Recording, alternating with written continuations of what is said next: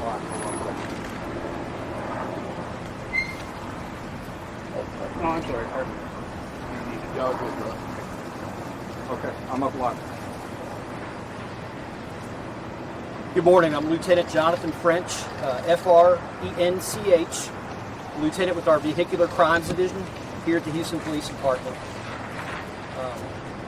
You're aware of the tragedy that we had happen last night, and overnight, members of the Houston Police Department, multiple members from here in the South Central District, which is this area of responsibility, as well as citywide, which included our rapid mobilization police. Those are officers from citywide that can respond to major scenes. Our department, along with the Department of Public Safety, the DPS, helped maintain scene integrity and secure the perimeter of this scene. Right now, the lead agency is going to be our National Transportation Safety Board, coupled with the Federal Aviation Administration. They'll be addressing some of the questions you may have a little later this morning. But right now, I want to start off by first thanking our Houston Fire Department for their quick response. They were here almost immediately, as the mayor discussed last night. And as the mayor's mentioned before, we're working cooperatively, the Department of Public Safety, along with the NTSB and FAA and the Houston Police Department. So again, I want to thank HFD. I want to thank our partners at the Department of Public Safety, as well as our medical examiner's office. They've all been working tirelessly throughout the whole night on this.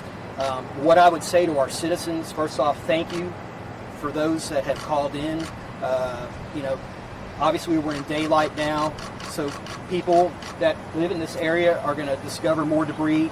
And what I would ask is, if you see an officer, you found debris, please let a Houston police officer or a Department of Public Safety officer or any other law enforcement official you may find out here know about that. If not, you're welcome to call the Houston Police Department.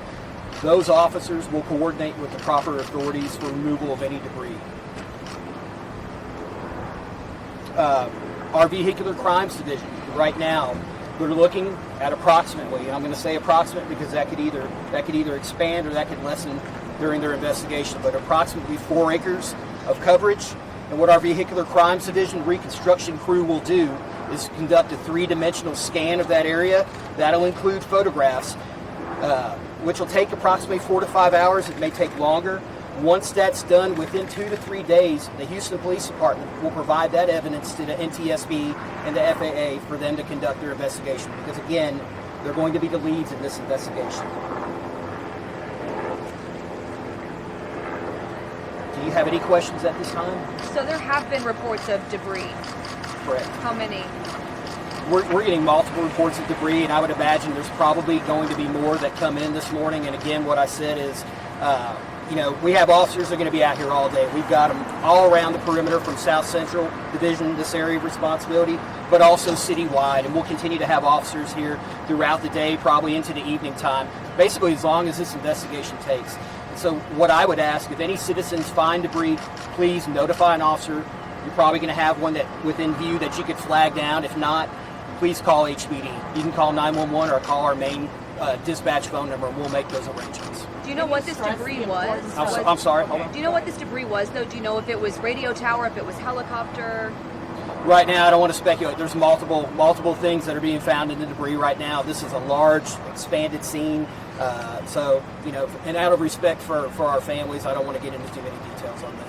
Can you stress the importance of people not touching the debris and how that can affect the investigation? Absolutely. So any debris that you're found right now is considered evidence, and that's why we've been out here all night, making sure to secure that scene. We knew ahead of time, at nighttime you're not going to be able to see as many things, but now we're out in the daylight, more things are going to be found. So I would stress to folks, please don't touch anything. Evidence preservation as well as respect for these families that are going through this tragedy right now. We have multiple resources out here, so please find an officer, let them know about this, call our 911 or call our dispatch. I feel very, very confident in saying we've got a lot of officers on scene. I've spoken to several of those officers just walking this scene, and a lot of officers are talking to the residents that are notifying them of the findings, and they're making the right arrangements through the medical examiner and through other entities to pick up debris. Have there been any reports of damages to homes or buildings over here? At this time, I don't have details of damage to homes. I can tell you walking, I've seen a little bit of damage to some vehicles. I don't know about homes. That's obviously going to be part of that investigation. We'll have more information probably at a later date. I do know thus far there's been no reports of any civilian injuries or any residential injuries here in this area, which we're thankful for. Obviously, Could you talk about have the families been notified, and can you give any update on approximate ages? I know we were told one child. Yeah, at this time I can't. I don't want to speculate. I don't have all the details on that. I think the NTSB, along with DPS and probably the medical examiner's office, are going to be handling a lot of those notifications. They can speak more specifically to that later this morning when they have their but do you know that the people? conference. Do you know that the people have been ID'd? I do not. I don't have that information right now. That's going to come from the medical examiner's office and not from our meeting. Obviously, this is a tragedy, but talk about, this could have been a lot worse. I mean, there's homes nearby. There was a festival going on last night. Can you touch on that? I think everyone here is thankful. All of our officers are thankful. The neighborhood is pretty thankful. This could have been much worse, right? I don't know if by the grace of God, where this happened, spared anyone from on the ground, being injured from this. This is a large scene, like I mentioned, at least, and I could be talking less or more, 4 acres. So the potential could have been much worse. And, we're thankful for that, but we want to keep the families and our victims in mind right now. This is a horrible tragedy, but obviously it could have been much worse. And we're thankful that it's not. How long is it 4 to 5 hours? Now, the roads may be blocked off longer than that. The 4 to 5 hours I referred to is for our Vehicular Crimes Division to conduct their scene investigation, which is photographs, and we have technology to conduct a 3-dimensional scan of that scene. All that will then be coupled into an investigative package that the NTSB will be given for their investigation. And what we're doing is basically we're partnering with NTSB to help them with their investigation. Any other questions? No questions. Spelling on your Who owned first the tower? Yeah, Jonathan, Jonathan. No H. No H. What company owned the tower? Was it a radio station? I don't have that information right now, no, sir.